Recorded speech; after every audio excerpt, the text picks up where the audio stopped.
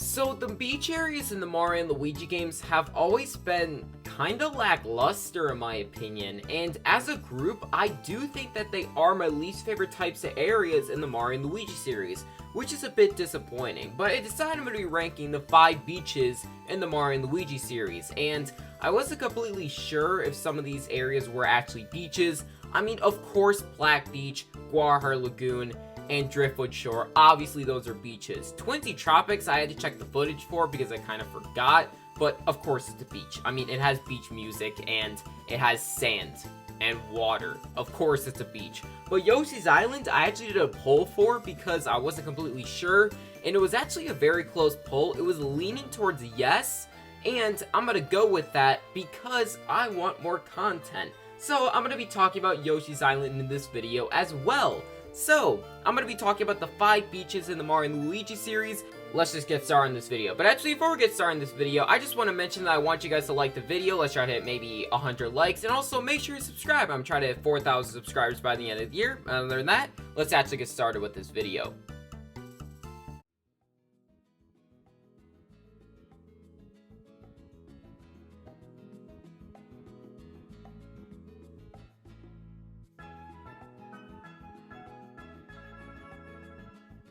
Paper Jam has my least favorite areas in the Mario and Luigi series by a large margin. I really do not like the areas in this game. And add to that beaches are my least favorite types of areas in the Mario and Luigi series.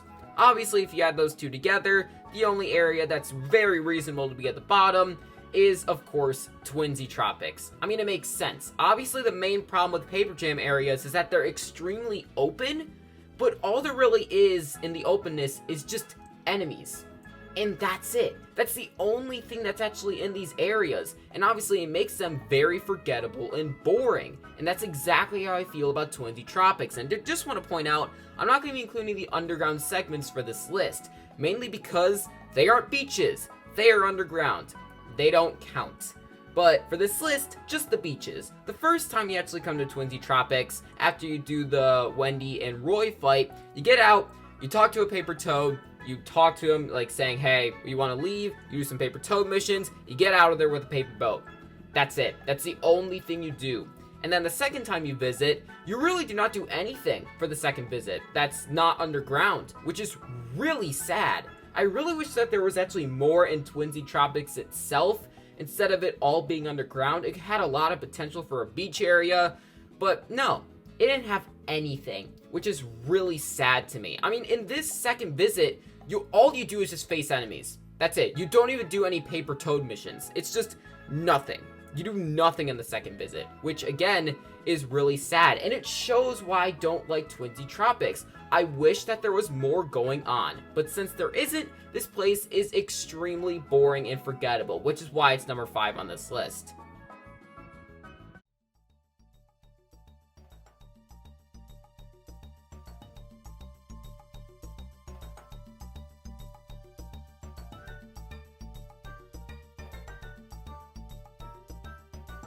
Black Beach is nowhere near as bad as Twinty Tropics in my opinion. I do like some parts of this place, but it still isn't that great. And I do want to mention something that I haven't mentioned before.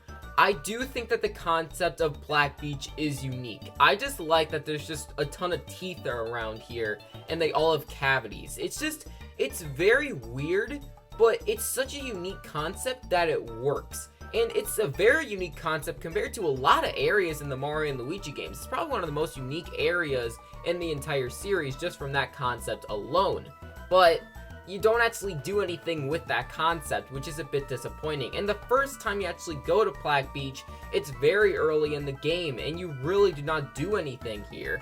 I mean, you do a couple of tutorials with the vacuum block and dodging and with Bowser, and you have the sea pipe statue, which was a very good first boss, but that's really the only things that you do here. But with the second visit with Mario and Luigi, it's better. You have to climb up a mountain to visit the third stage, and that works better. I mean, obviously you get to use Balloon Mario, which is just more fun to control. You have a very high jump and you get to float down, and obviously that works for a mountainous region, but that's really it. It's not really that interesting, and without Balloon Mario, that place wouldn't even be that great. But the main reason why it's above Twinty Tropics is straight up because the concept, again, is very unique, and you actually are doing stuff here. And it is somewhat memorable. It isn't too memorable, but it's a tiny bit more memorable than what Twinsy Tropics has to offer. So, in that regard, it's a little bit better, but in my opinion, it's still a bit lackluster. And it's why it's still very low on the list and why it's number 4.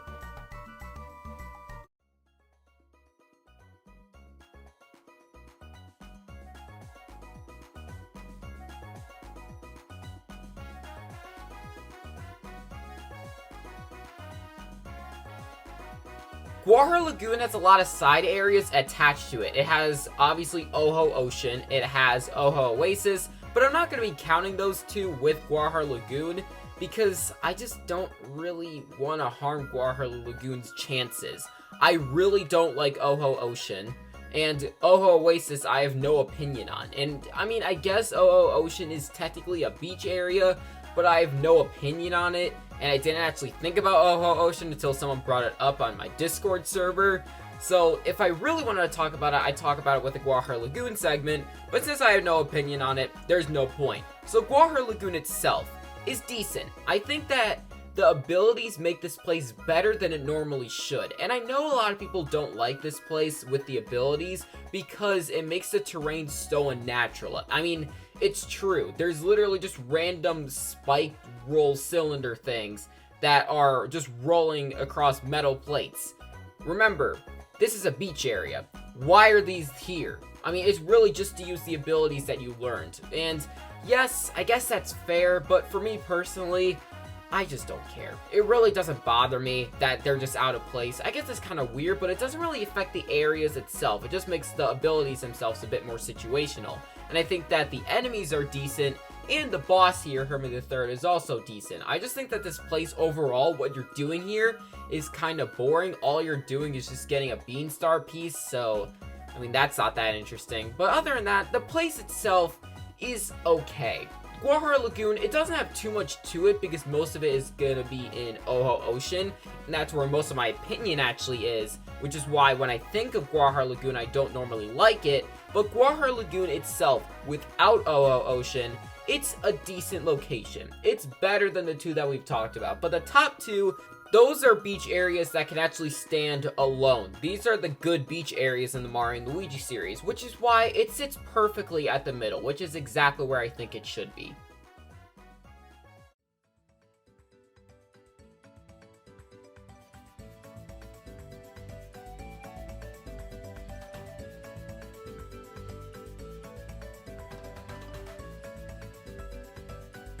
Driftwood Shore is the weirdest beach for me to personally talk about because I like this place, but I was never really sure why. And I think nowadays, I had to think about it for around like 5 minutes to really realize why I like this place. But I finally do, and it's for a couple of reasons. But naturally, it's very hard to talk about this place, well, the real world, because most of the stuff that happens at Driftwood Shore is in the dream world, especially on the first visit.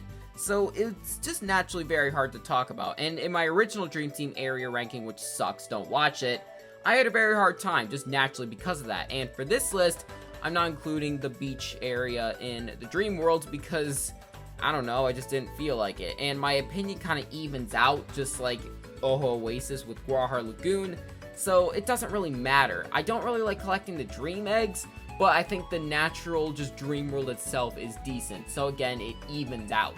But Driftwood Shore, it's a decent place. I do like it. I like the mole minigame that you have to do twice because you come back to this place twice, which is nice. And the main point why I like this place is because it's just fun to move around in. It's just fun to traverse. You get to use my two favorite abilities from this game in the real world, which is the spin jump and the side drill. Almost all over the place. It's just really fun abilities to use, especially because the spin jump you get to go extra long, and the side drill is the side drill. So that's always going to be great. And it uses those abilities really well in this place. They feel very natural, unlike Guahar Lagoon, and the puzzles here are just very fun. But the main reason why it's not number 1 is because those two things are not very memorable to me. It's just very weird to think about, oh, I like moving around in this place. That's the reason I like it. And that's why, again, I had such a hard time thinking about why I like it, because that's just not something that the human brain really thinks about when you think about a good area in a video game. So that's personally why I think it's kind of unmemorable, but I do like this place overall. It definitely deserves to be in the top half of the list, but not at the top spot.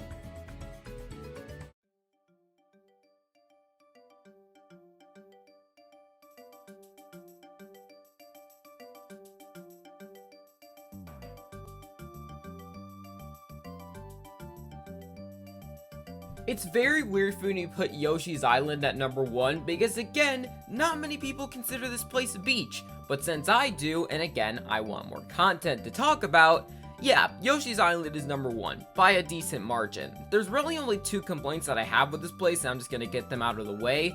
I think the Kamek fight at the end is only okay at best, and same with the music. I think it's really only okay. Well, the first part of Yoshi's Island I think is good, but the second part, the music isn't as great. But the second part with just the area itself is better, mainly because there's good puzzles here. I like Kamek putting fire all over the place, and I just like hitting the blocks to just get them restored and let you progress, obviously.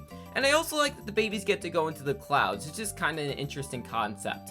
And the enemies here are pretty good as well. That's all you really need in an area. If you have good enemies and good puzzles and really good music, then you have a really set area. It's why I only think this area is just good, because the music here is only okay. So in that regard, it's not a perfect area, but it is definitely the best area out of the 5 that we're talking about. There really isn't much to talk about with this area, just like I have with Driftwood Shore, but with what we have here, it definitely shows that this is the best beach area in the Mario & Luigi series. Thank you guys for watching this video. Make sure to leave a like on the video. Like I said, let's try to hit 100 likes. And make sure to subscribe. Since you lasted this long, you might as well. And also make sure to check out my podcast, The Flatmates. I'll have that on the screen and in the description below. But other than that, G-bye.